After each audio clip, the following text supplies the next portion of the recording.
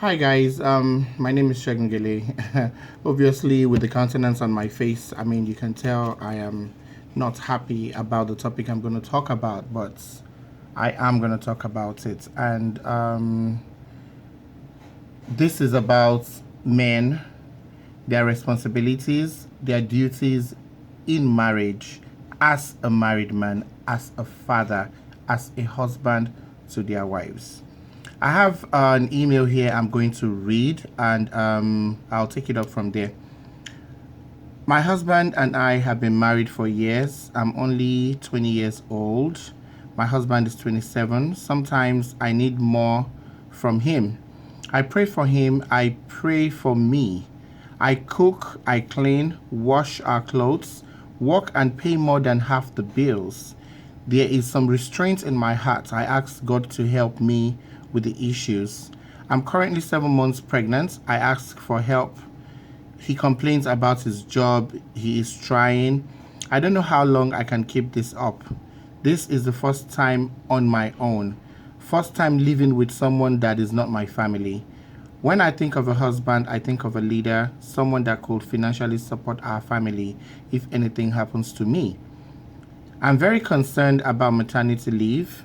I have saved up, but I'm afraid it won't be enough. My body is tired for this 12 hours shift at work. I ask for help around the house. He never does it. I ask for help with the cars because I really don't understand anything about them. It just feels like I'm on my own in this marriage. I don't trust him. He checks my phone daily. I can never check his. I don't have his password, but he has mine. I'm extremely frustrated in every possible way. I make an effort to spend time with his family. He doesn't spend time with my family. I think we need therapy. I'm losing it. I hate to think a divorce will solve my problem. I'm tired of being unhappy. I'm afraid the baby will be my complete responsibility too. Maybe I should file for divorce. Nothing is changing, just getting worse. I'm the only one willing to change.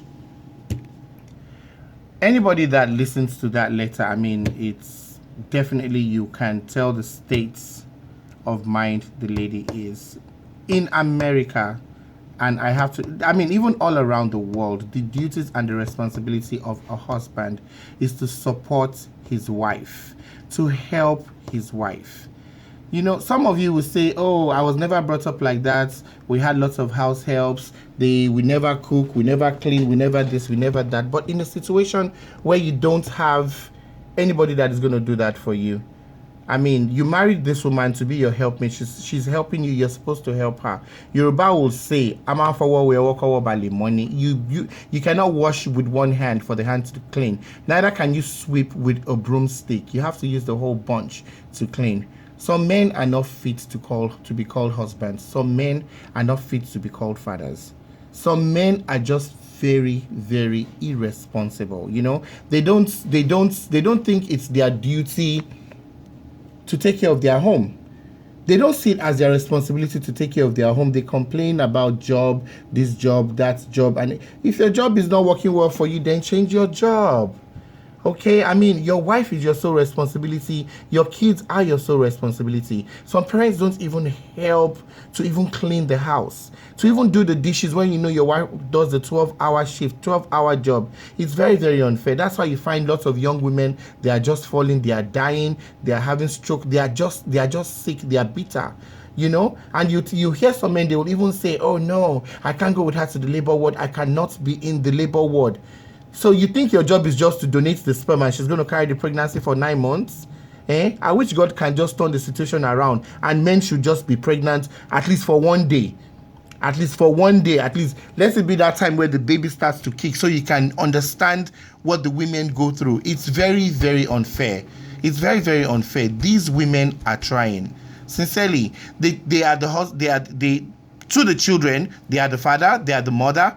They take care of the children, they take care of the husband, they clean the house, they cook, they go to work, they do the dishes, they do your laundry. When you come back from work, your food is ready, they pick up the kids from school. Your food has to be ready. They have to clean the house, clean after the kids, clean after you, wash the bathroom, wash the dishes, make sure your clothes are done. Even when they do the laundry, they fold the laundry, they put everything in place. And all you just do is you wake up, you eat, you go to work, you don't even put money. How the food gets on the table, you don't know. You get back from work, you eat, watch television, or you watch soccer, and you go to sleep. And it's so unfortunate. You find some men, what they do is they go to the club and they keep complaining they do not have this money. Now, they are the knight and shiny armor outside. They present themselves to be the great ones outside to their friends. Meanwhile, in their homes, they are terrible, they are horrible people. You know, it is very, very unfair. If you are one of those men, please change. For the sake of God, this is 2014. If you know you are not fit to be a husband, don't marry.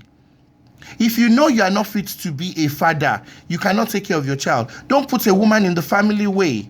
Please. And you women too, these are things you need to check. You know, I talk about these things several times.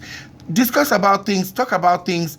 Family values is important when you're stepping into marriage. If you find out the person you want to get married to does not have family values, then you have to run. If family value is important to you, make sure it is, you don't compromise about it, period.